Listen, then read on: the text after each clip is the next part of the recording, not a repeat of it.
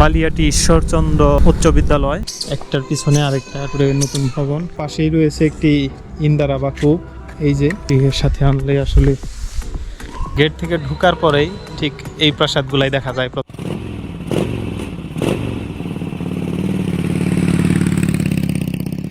Hello viewers, নতুন ভিডিওতে স্বাগতম। আজকে যাচ্ছি বালিয়াটি রাজপ্রাসাদ দেখতে। রাস্তার কাজ এখনো পুরোপুরি সমাপ্ত হয়নি, জায়গায় জায়গায় কিছু কিছু করে ঢালাই হয়েছে। সাটুরে পৌঁছানোর এই জায়গাটা আমার সবচেয়ে বেশি ভালো লাগে। এই জায়গাটা একদম খোলামেলা।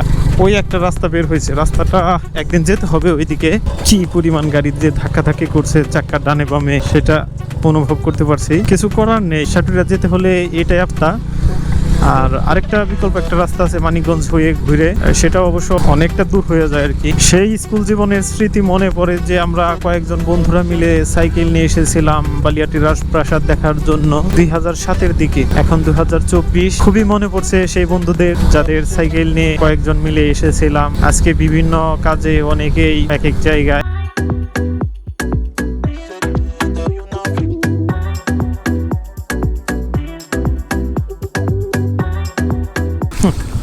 রাস্তার মাঝেই কাদা পড়ে গেছে, জোরে টান দেওয়াও যায় না, ছিটে ছিটে পায়ে আসে। মাঝে মাঝে চেষ্টা করি একটু ফ্রি সময় হলে ঘোরার জন্য। বালিয়াটি রাজপ্রাসাদ ডান দিকে, এখান থেকে আরো 1 কিলোমিটার যেতে হবে সামনে। সাটুরিয়া উপজেলা পরিষদ।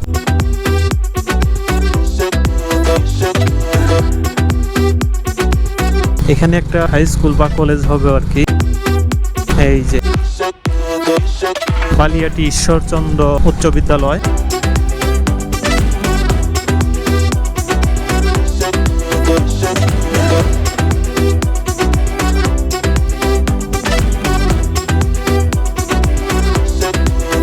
এই তো চলে আসছি বালিয়াটি রাজপ্রাসাদের কাছেই।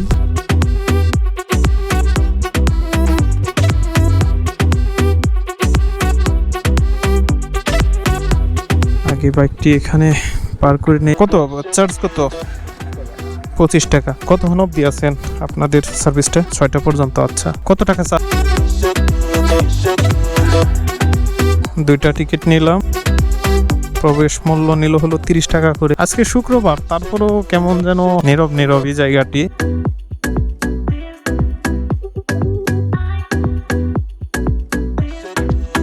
অবশেষে বালিয়াটি রাজপ্রাসাদের সামনেই আছি, আর আমাদের সামনে হলো বালিয়াটি রাজপ্রাসাদ। আমি আর আমার ভাতিজা এসেছি এখানে। তবে আমার এই রাজপ্রাসাদে প্রায় 17 বছর পরে আসা, সেই স্কুল লাইফের স্মৃতিচারণ।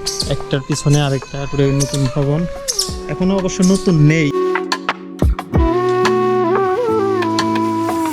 একটা কথা ভাবি যে রাস্তা দিয়ে এক সময় রাজরাজারা চলাচল করছে, সেখানে আমরা সাধারণ মানুষ যারা আছি, আমরা যে রাস্তা দিয়ে হাঁটছি, মানে ভাবা যায় যদি তাদের সেই সময় থাকতো, আমাদের আসতে দিত না, অবশ্যই আসতে দিত না। আর এখানে আসার জন্য যে মানে কি একটা প্রবাহিত হইতো। এখন পুকুর পাড়ে চলে আসছি, পিছনের দিকে সামনে একটা পুকুর আছে আর পিছনে আরেকটা পুকুর আছে। এই যে শান বাঁধানো পুকুর ঘাট, পাশেই রয়েছে একটি ইন্দারা বা কূপ। এই যে এখন লতা পাতা দিয়ে অনেকটাই ভরে গেছে। কান বাঁধানো পুকুর ঘাটের চারপাশ দিয়ে হাঁটার পরে এখন আমরা যাচ্ছি পশ্চিম দিকে, কারণ রোদের তীব্রতার কারণে এখানে আর কুলাতে পারলাম না। চারপাশটাতে কত সুন্দর করে এরকম ঘাটলা বাদাই করা আছে, যেখানে হয়তো ওনারা এক সময় বিকেলে বসে থাকতো। পুকুরটা দিকে কেমন কি মনে হচ্ছে? পুকুরটা এখন তো নোংরা হয়ে গেছে। আগে রাজাদের বউ ছিল 7টা, তারা 7টা ঘাটলা গোসল করতো। কারোর সাথে কারো বন্তি আছিল না, এই জন্য রাজা 7টা বাড়ি করে এক একজনকে এক একটা ঘাটলা করে। তোমার কেমন মনে হলো যে 7টা বউ ছিল? এটা তো আমরা শুনছি আগে। আচ্ছা, যাই হোক, লোকমুখে শোনা গেছে যে তাদের 7টা বউ ছিল, এই 7টা ঘাটলাই তাদের রাজরাজা তাদের বিশেষ থাকতে পারে আর কি। আইসিয়াতে তাদের এইগুলো দেখার জন্য যে তারা আসলে কেমনি এখানে আসছিল বা কিভাবে তারা এইগুলা ব্যবহার করছিল, এই জন্য আমরা এইগুলো দেখতে আসছি। আর এটা কি আধুনিক প্রস্রাবখানার কথা বলবো নাকি? এটা কি ছিল? এটা এমনটাও হতে পারে আর কি। আর এই পাশটাতে কিছু ছোট খুপড়ি ঘরের মতো দেখা যাচ্ছে, এইটাই ছিল প্রসাবখানা। হ্যাঁ, শৌচাগার, টয়লেট, এই যে এখানে শূন্য টৈন্য থাকতো আর কি যারা, তাদের জন্য এই সমস্ত জায়গার মধ্যে শৌচাগার ছিল আর কি। আমি আসলে প্রথমে ভাবছিলাম যে সৈন্য যারা ছিল আর কি, যেহেতু জমিদার প্রাসাদ তাদের ঘর, কিন্তু আসলে আমার ধারণা ভুল ছিল, এগুলো তা আসলে কোনো ঘর ছিল না, এগুলো ছিল শৌচাগার। পদ্ম ফুলগুলো আসলে বেশিরভাগ সকাল টাইমে ফুটে, এখন যদিও বিকেলের একটা অংশ। আর এই পাশটাতে দেয়ালের পাশে দিয়ে এরকম সুন্দর সুন্দর পরবর্তীতে সম্ভবত গাছ লাগানো হয়েছে, ফুলের গাছগুলো। এই যে কত সুন্দর সুন্দর ফুল, ফুলের গান নিচ্ছে নাকি? হ্যাঁ, গন্ধনে। এটা রাজপ্রাসাদের পিছনের অংশ। মূল ফটক থেকে এখানে আরো কিছু ভবন বানানো হয়েছিল, এই যে ছোট আকারের ব্যালকনি। ছবি তোলা অনেক ব্যস্ত। এইটাই ছিল মূল ভবন, আর এগুলো হলো পিছনের ভবন। তো এটা হলো রাজপ্রাসাদের বাম সাইডে শতবর্ষী কিছু গাছ আছে এখানে, সেগুলো এখনো দাঁড়িয়ে আছে সগৌরবে। অযত্নে অবহেলা এখন এগুলা ধ্বংসের দিকে আর কি। দরজার মধ্যে আবার ভালোবাসে কে কাকে সেটা আবার লিখে রাখছে। এখন যদি এই জিনিসগুলো যদি জমিদারদের সময় যদি হইতো আর কি, তো এক একজনে ধরে বলতো এই ওরে শুলে চড়া, এক্ষুনি শুলে চড়া। তো যাই হোক, এটা একটা আসলে করা ছিল আর কি, মোটামুটি একটা সিলগালার মতো বলা চলে, রেস্ট্রিকশন এরিয়া। কিন্তু তারপরেও আমি ভিতরে ঢুকে চেষ্টা করলাম এখানে আসার।